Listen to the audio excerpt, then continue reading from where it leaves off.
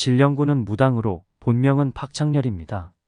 그녀는 생년월일이 불분명하고 어디서 태어났는지조차 잘 알려지지 않았는데 제천과 청풍 사이에 살았다고도 합니다.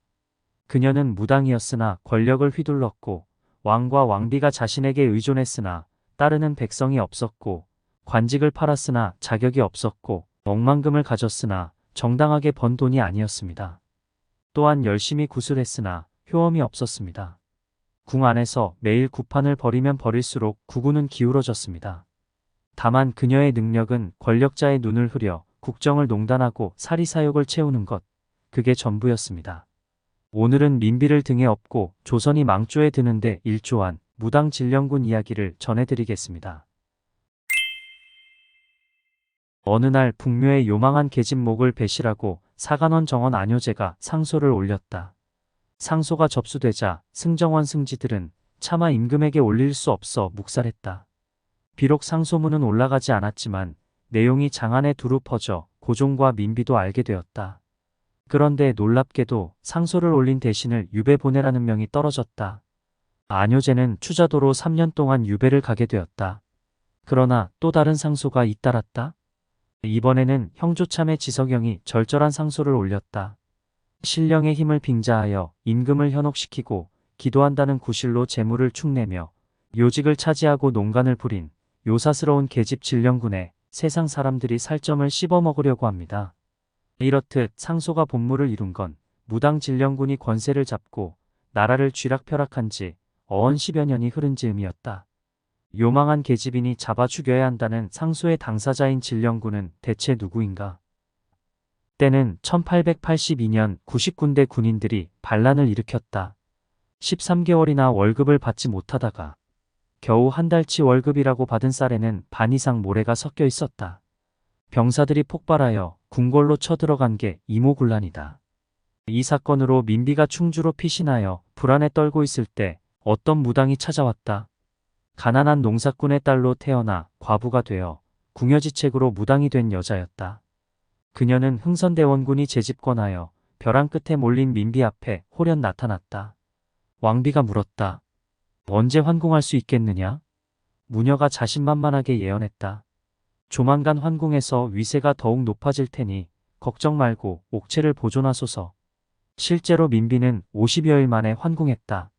민비는 점괘가 들어맞자 이 신통방통한 여자를 데리고 환궁했다. 고종과 민비는 평소 무속과 점술에 심취했던지라 이 무당을 가까이 두었다. 일이 있을 때마다 속내를 털어놓으며 조언을 구했고 몸이 좋지 않을 때 무당이 아픈 곳을 만져주면 증세가 완화되었다. 구슬하면 시름이 사라졌다. 날마다 총애가 더해지니 무당의 말이라면 뭐든 들어주었다. 민비가 그 무당을 언니라고 불렀다. 무당이 궁 안에 상주한다는 소문이 퍼지니 마침내 무당이 이렇게 말했다. 나는 관우의 딸이니 신당을 지어 정성껏 받들라. 왕비가 그 말대로 따랐다. 동소문 성곽 안쪽에 중국 관운장을 기리는 북묘라는 사당을 지었다. 공사가 끝나자 고종은 왕세자와 함께 가서 제사를 올리고 창덕궁에서 산 너머 북묘까지 새 길을 닦았다. 그리고 무당을 진실로 영험하다는 뜻의 진령군으로 봉했다. 군은 흥선대원군 같은 왕족에게나 내리는 호인데 일개 무녀에게 높은 군호를 내린 것이다. 임금과 중전이 웃으며 말했다. 군이 되니 믿음직하도다. 그리고 상으로 이루 헤아릴 수 없는 금은 보화도 하사했다. 이렇듯 왕과 왕비가 무당에게 의지하니 출세하고 싶은 사람들이 진령군에게 몰려와 아첨을 떨었다. 관찰사와 지방수령 자리가 그녀의 말 한마디에 좌지우지되었다. 고종과 민비는 진령군이 추천한 자들을 묻지마 등용했다. 대부분 진령군에게 뇌물을 먹였거나 사적 친분이 있는 인물들이었다. 매관매직이 성행해 이용직이라는 사람은 100만냥을 바치고 경상도 관찰사가 되었다. 무당에게 잘 보이면 요직이 낙점되고 비판하면 벼슬길이 끊기고 귀양도 갔다. 진령군이 민비에게 부탁하면 다음날 아침 어명으로 내려온다는 말이 한간에 떠돌았다. 임금 내외를 등에 업고 진령군이 국정을 농단한다는 사실을 알지만 그 누구도 제지할 수 없었다. 그런 진령군이 궁궐에서 한 일이라곤 날이면 날마다 구판을 벌여 국고를 탕진하는 일이었다. 한편 진령군에게는 이유인이라는 수양아들이 있었다. 이유인은 가난한 건달인데 묵과에 급제하여 서울 바닥을 휘젓고 다녔다. 그는 진령군이 권세를 휘두르며 잡기를 좋아한다는 소문을 듣고 사람을 시켜 말을 전했다. 자신이 귀신을 부리며 비바람도 일으킨다고. 진령군이 깜짝 놀라 즉시 그를 불러 귀신을 청해보라고 요구했다. 그때 진령군 앞에 분장한 귀신들이 나타났고 이유인이 귀신을 제압하여 진령군의 마음을 사로잡았다. 진령군이 돌아가 이 사실을 왕과 왕비에게 아뢰자 곧 이유인을 불러들였다. 그는 그 후로 승승장구의 양주목사를 거쳐 법무대신 등 고위직을 두루 거쳤다. 모자에 연을 맺은 두 사람은 북묘에서 함께 살았는데 추잡한 소문이 공공연히 나돌았다. 북묘를 지은 다음에 김옥균의 갑신정변이 일어나고 그때 왕과 왕비가 북묘로 피신해 화를 면했는데 진령군은 두 번이나 민비를 위기에서 구해준 셈이었다. 이후 왕과 왕비는 진령군의 말이라면 무조건 믿고 따랐다. 그렇게 진령군의 시대가 열렸다. 공식적인 직책이 없는 비선으로 당대 최고 권력을 쥔 것이다. 진령군과 이유인은 금강산 1만 2천 봉에 쌀 한 섬과 돈 10량씩 바치면 나라가 평안하다고 계시를 내렸다. 왕과 왕비는 그대로 따랐다. 진령군은 오해의 여지가 없이 오로지 사적 욕망에만 집중했다. 도탄에 빠진 백성이나 나라의 안위 따위는 관심도 없는 엉터리 무당일 뿐이었다. 권불10년이라. 시작이 있으면 끝도 있는 법. 10여 년 동안 위세를 떨치던 진령군에 대한 비난이 거세졌다. 그녀의 말로는 어떻게 되었을까? 청일전쟁에서 일본이 승리하고 친일 내각이 들어서면서 그녀의 전성기도 막을 내린다.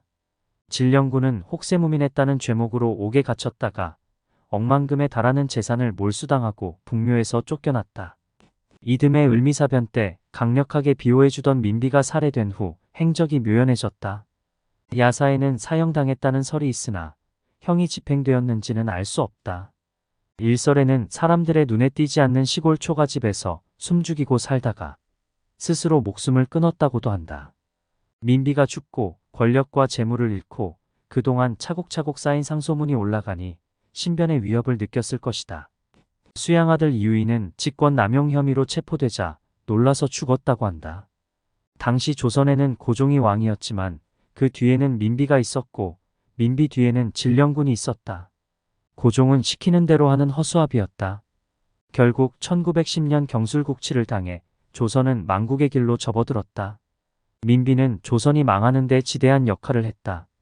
그 책임은 고종을 위시한 당시 집권층에게 있지만 어리석게도 고종은 무당에게 국가의 기륭을 점치게 하고 무당의 말에 나라의 운명을 맡겼다.